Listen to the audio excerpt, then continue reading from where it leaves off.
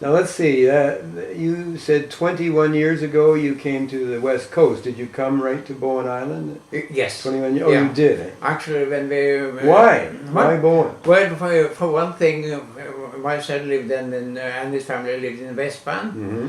And when we moved from Newfoundland, the value of property in Newfoundland was a fraction of what it was in British Columbia. Sure. So on the mainland, you couldn't find anything that we could afford.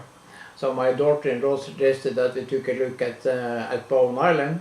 So we went out there and we found this place and we never looked back. That's right. Paradise. So, so I really, really enjoyed living here. And when I got to be alone, my wife passed away 9 years ago, then I had to make a new choice. Should I stay here? Should I move somewhere else in BC? Should I go back to the old country? But that was not in question. I felt so well here on Bowen Island that I decided that this is a place I want to be. Well, I don't know anybody who doesn't know Jan Furst. Do you have a lot of friends here? I have a lot of friends here. I poke my nose into everything, you know.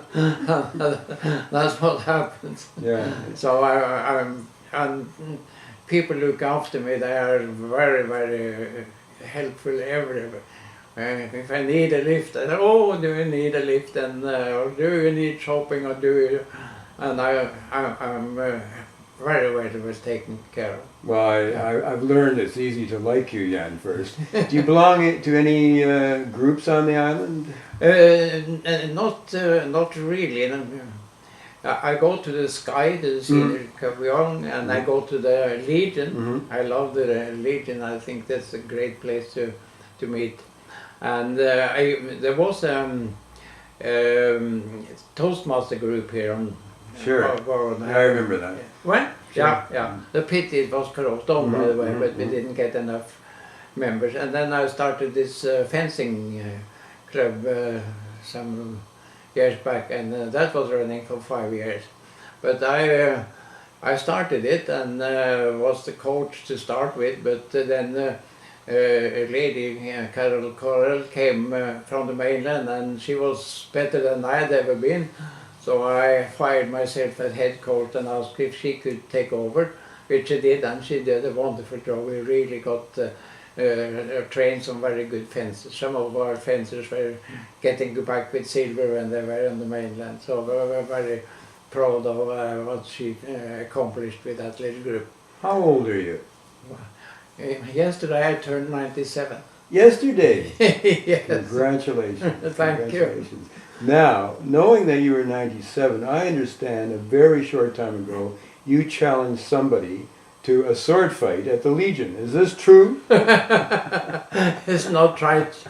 Now, was this exaggerated? You know, the Black Sheep came there. Yeah, sure, the dance group, they were dressed up as Vikings. Yes. And they oh, wow, what a red flag that must have been. So, and I happened to have my sword there.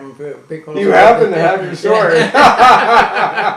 Because I'd used it at a Halloween dance, oh, and yeah, I left it there. So when I saw all these Vikings with the sword swinging, I thought I had to show off. Crazy old man.